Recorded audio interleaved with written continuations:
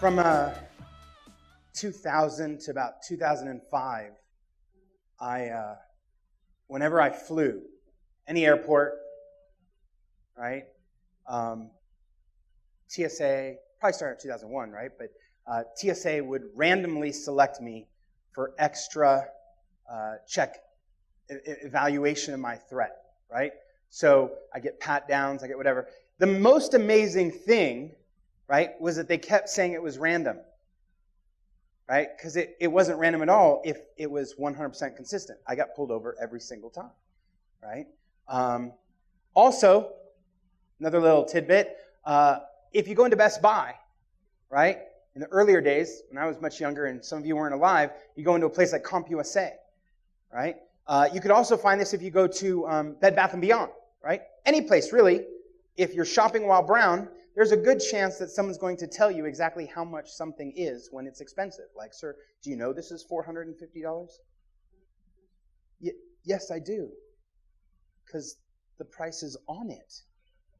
Like, I'm not doing anything strange here. I just like to purchase this, right? And I grew up with a Latina mom that every single time we went to the store, right, in the 70s, they would call the credit card company to check to make sure that she could use a credit card to pay.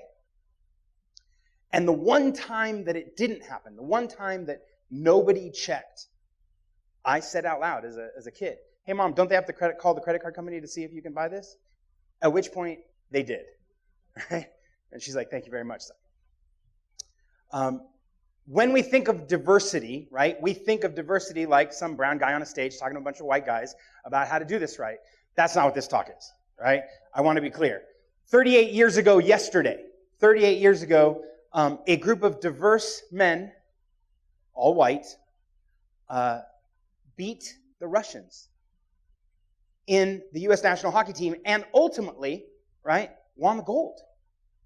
And if you don't think that's diverse, right, you can ask any Bostonian what they think about any Minnesotan that plays hockey, right?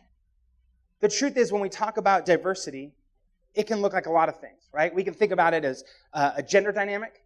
We can think about it as an ethnic dynamic. We can think about it as age and even geographical regions.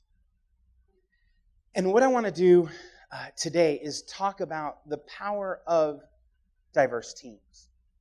Imagine if we were all invited, this entire group, to build software for the TSA to randomly determine who should be selected for an extra pat-down, right? My gut guess is you're going to need me, and maybe Tony, a lot more than some of you, just because we have more experience in a particular dynamic, right? And that dynamic is going to have impact in how you think about the software you write. Because here's the fundamental premise, right?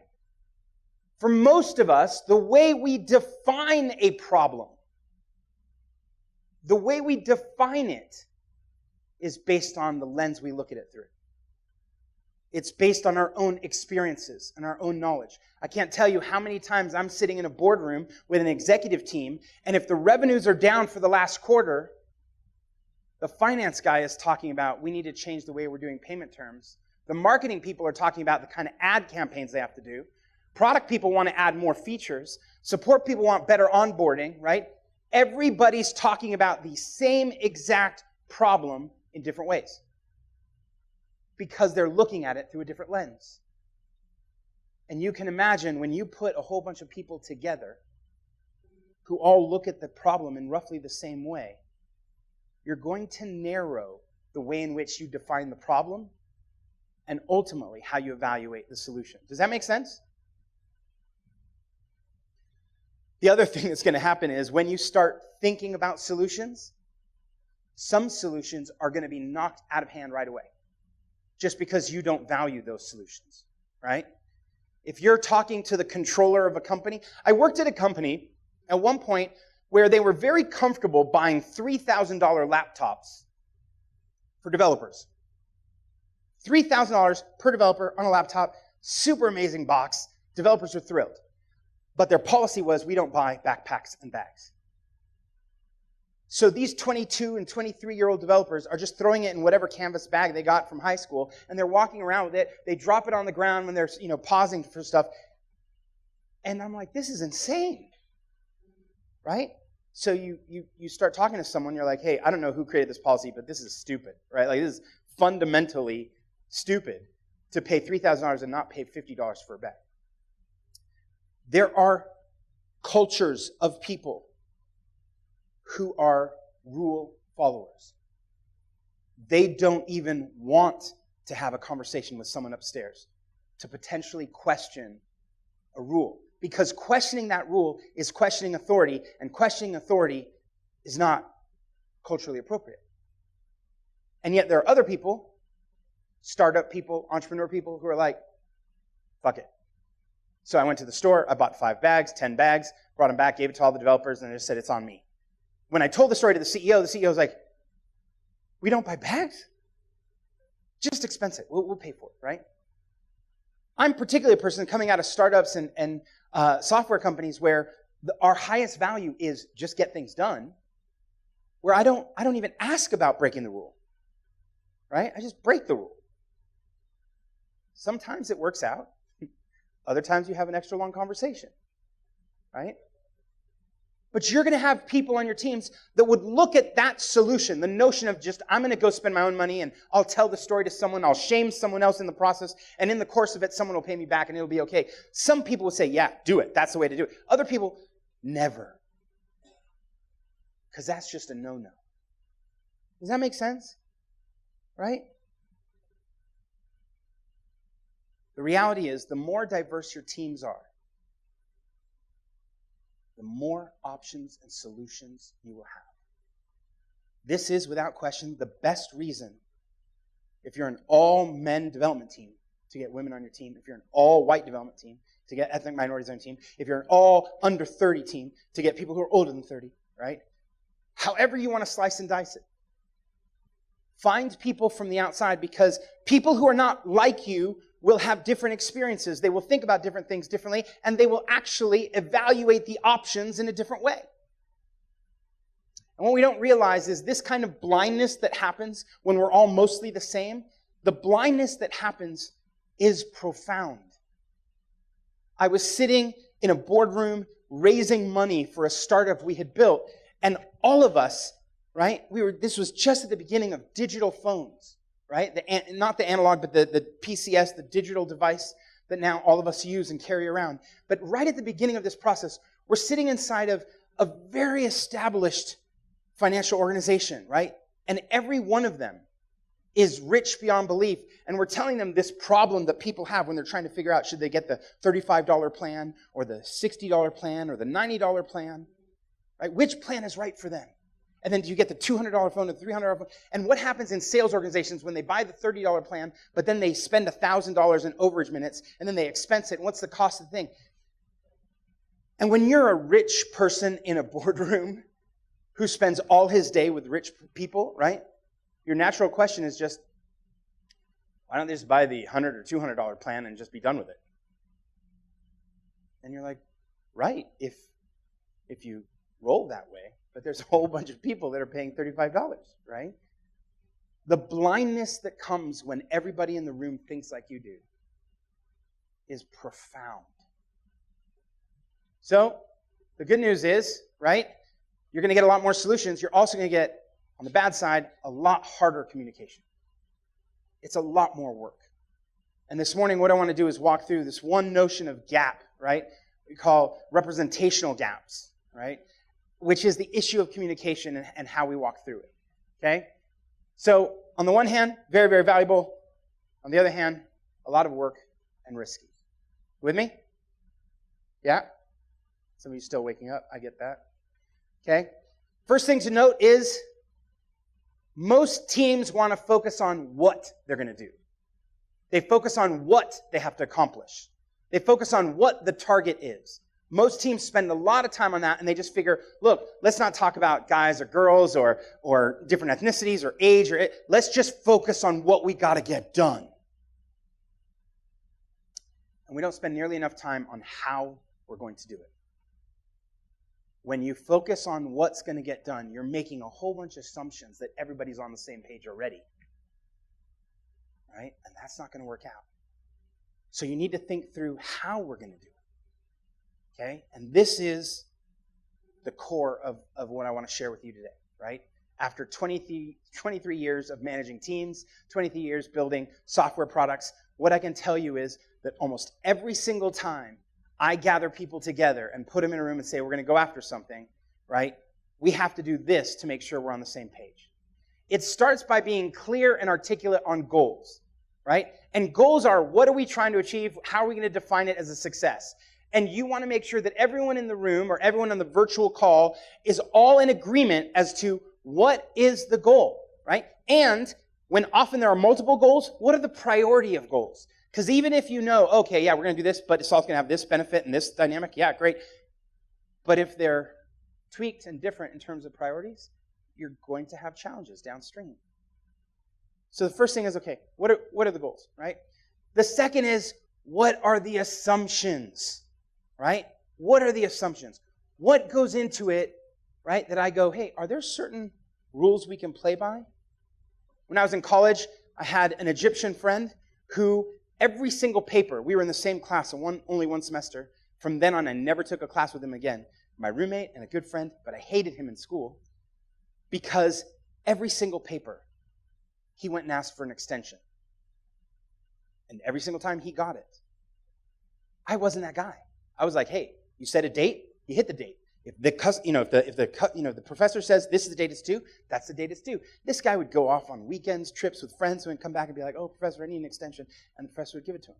Culturally, the way I thought about date, the way he thought about date, different, right? Fungible, not fungible.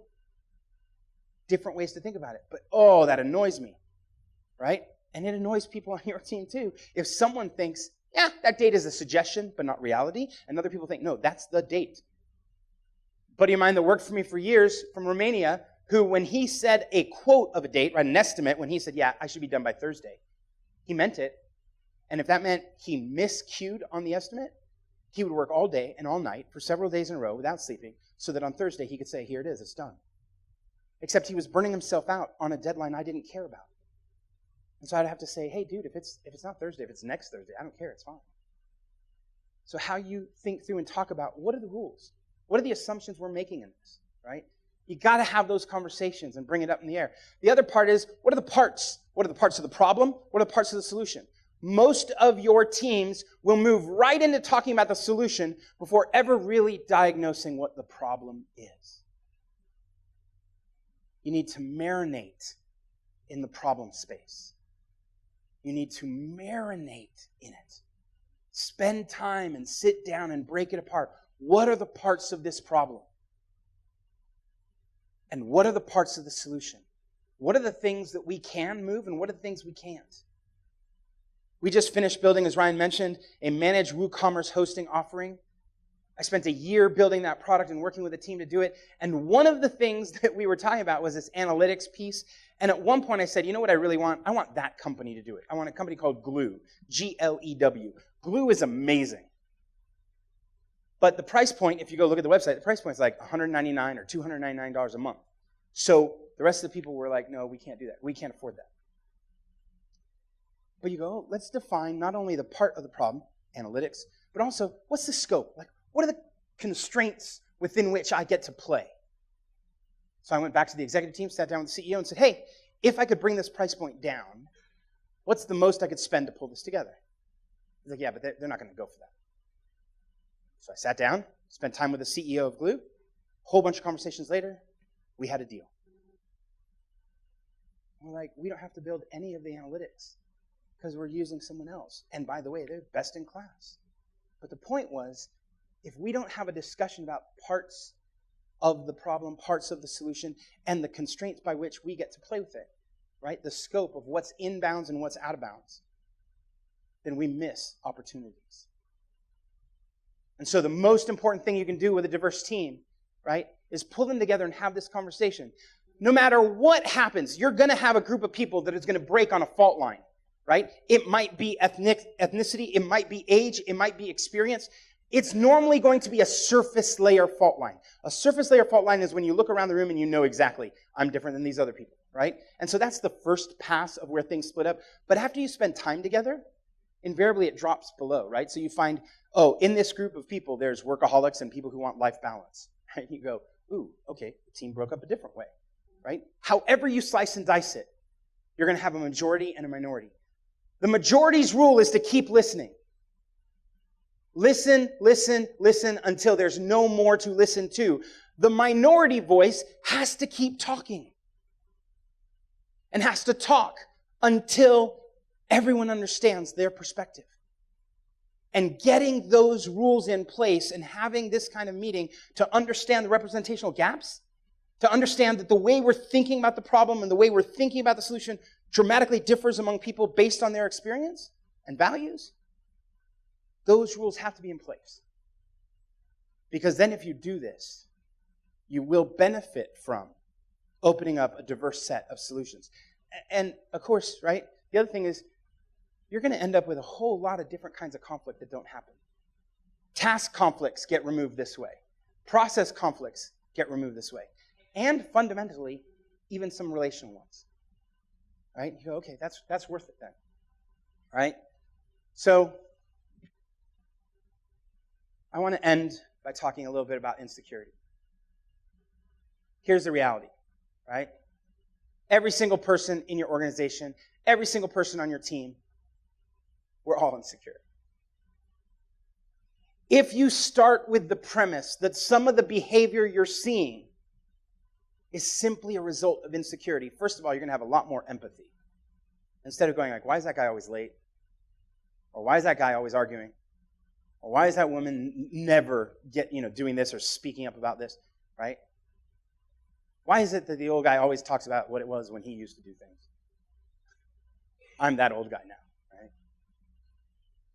At the end of the day, right, if you see their externalities, the way in which they work, as a function of insecurity, you're going to have a lot more empathy. But also you're going to discover that more often than not, you're right. That what's causing that person to speak in a meeting when they shouldn't speak, what's causing that person to butt in on something, what's causing that person, right, to work too hard or work not enough, is all a function of insecurity. And so how do you deal with it? Well, 4 ways. First, talk about it privately, one-on-one, face-to-face, bring it up. Hey, I noticed in this last meeting you jumped in, you didn't really have to. I have a feeling that what was going on was you were just feeling a little nervous, like, why am I in this room? And I should say something smart before people kick me out of the room. Is that what was going on? Is there something else, right? I'm not against you having insecurity, but we should talk about it. So talk about it one-on-one. The other dynamic, right? Talk about it in the group. I meet in a huddle with my team every single day, as long as I'm not traveling or something. And when we meet, right, I want to talk through, okay, what are you struggling with? What's going on? How's this dealing with? By the way, right, here's one of the ways, not to call out Billy or Jimmy or John, right, but to literally say, these are some of the dynamics where you start getting insecure. I want you to relax. It's all good. It's okay, right? Let's talk about it in groups. The other thing is that one of the most effective and powerful ways you can help someone with insecurity is help them grow. See, fundamentally what they believe is, oh, you think more of what I can do than what I can do, and because you think more of what I can do than I actually can do, at some point I'm worried you're going to catch me. But instead, if you're like, no, I know exactly what you can do, but what I'd like you to do is grow a little more, and they show that they can, their own insecurity starts dropping. So create some stretch goals. And lastly, create swim lanes for your people, right? Roles and goals. Why are you in here? And what can I help you do, right? And more importantly or in this context of roles and goals, I will often, and you can talk to the folks who work for me, I will often assign work to groups of people, to 2 people, to 3 people, rather than 1, right? Knowing that they will have to figure out how to work together, knowing that they will help one another when one of them gets insecure or when one of them gets stuck.